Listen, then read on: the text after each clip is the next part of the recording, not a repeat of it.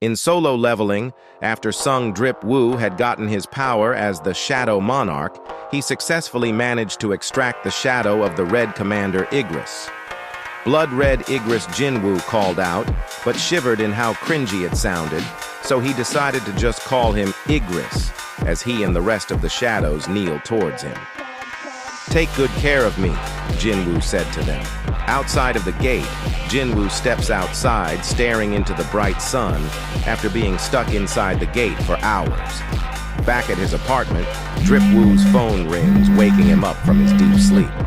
"Hello?" Jinwoo said while still half asleep. His sister yells, asking if he's really still sleeping. Jinwoo responds, saying he was because he's tired. "Do you know what time it is?" she shouts. "The time? 2 o'clock. "What?" Gina asks him if he remembers that he's coming to school today. Jinwoo, with a serious face, asks, "When do I have to be there?" "At 5. Jinwoo rushes towards the bathroom, saying that he won't be late. Gina tells him to call her when he's close by. After taking a shower, Drip Woo stares at his shirt, saying how he can't just wear anything since he has to meet her homeroom teacher after all. At the bank, Jinwoo tells the clerk that he would like to make a debit card and manage his account. The clerk is surprised at the bank statement she sees in front of her. Drippy Woo had 1.4 billion Korean won, which is like 1 million USD at such a young age. The nosy clerk asked Jinwoo what he did for a living, and he responds saying he's a hunter. The clerk understood, thinking how she had heard that hunters make really good money, so he must be a pretty high-ranking hunter. The clerk tells Jinwoo how their bank just released a new product for VIP customers and asks him if he'd be interested, but he declines, saying he's fine. At Gina's school, Are you really Sung Papa Woo?" she asked with a surprised expression. With the drippiest fit and a fresh cut, Jinwoo asks, "What? Do I look weird?" In solo leveling, after Sung Jinwoo woke up, he found out that he was about to be late to his sister's teacher conference meetings. He quickly took a shower and got ready with a fresh cut. "What, do I look weird?" Drip Woo asked.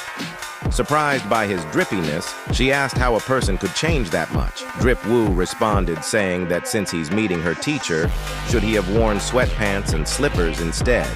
The entire school starts gawking at Drip Woo, gossiping about how handsome he was. "Damn, you're really popular," Gina said. She asked if he had a girlfriend, saying that she could introduce him to a cute schoolgirl. She trying to make bro catch a case. Riz Woo pulls her cheeks, telling her to stop fooling around. I'm sorry!" she shouted. Inside the conference room, Jin Woo entered to talk to the teacher. She introduced herself as Gina's homeroom teacher, saying she didn't know she had such a dashing older brother. Bro already rizzing up the teachers. Jinwoo thought to himself that he graduated from this school, but had never met this teacher before. The teacher praised Gina, saying how he didn't need to worry about her since she's a good girl with good grades.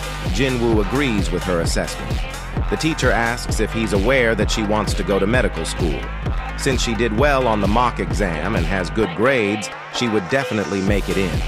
The teacher says how she's heard that he's a hunter and asks, "If Gina awakens, will you make her become a hunter?" Within the fraction of a second, he responds with a serious face, saying, "No." The teacher takes a sigh of relief, saying that she only asked because there was a student recently who is trying to drop out after awakening, saying that they are not attending school anymore. "Don't you think that even if one becomes a hunter, it's nice to at least have a diploma?" she asked. "What rank did the student receive?" The teacher responded, saying that she had received the lowest rank, meaning E rank.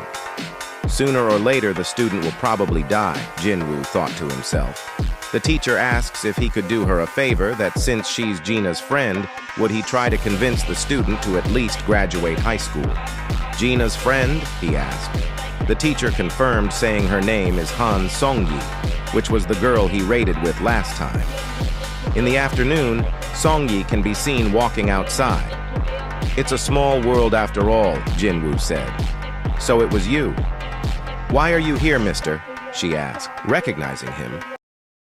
In solo leveling, after the Lich King noticed that Beru was from the Shadow King's army, he yelled, asking why the monarch's personal army were there to attack them. Beru started cackling, saying, "We were chosen by the king, and you were not." "Impossible!"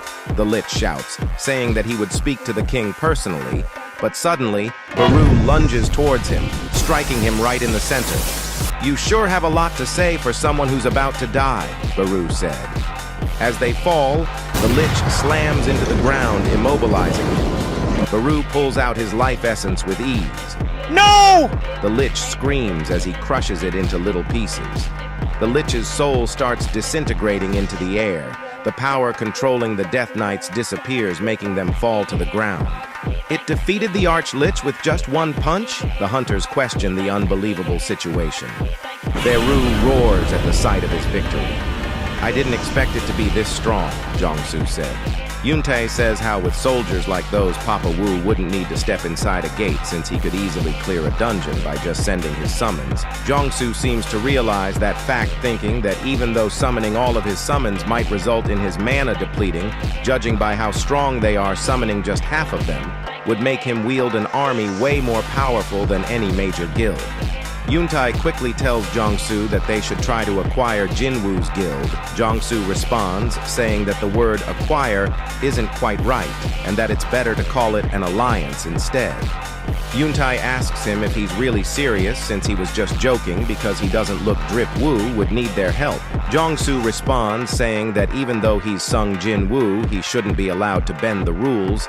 Yuntai is confused by this, but Jiangsu explains how even though he may be able to clear dungeons on his own, there is still a minimum number of hunters that's required to even raid a gate. "No one is exempt from this rule," he said, asking if he forgot about the basic requirements.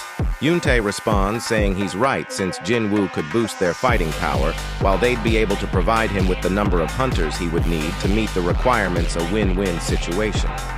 "But that means we'd be riding on his coattails," Yuntai said nervously. Jiangsu responds, saying that was nonsense, they simply just have the right connections.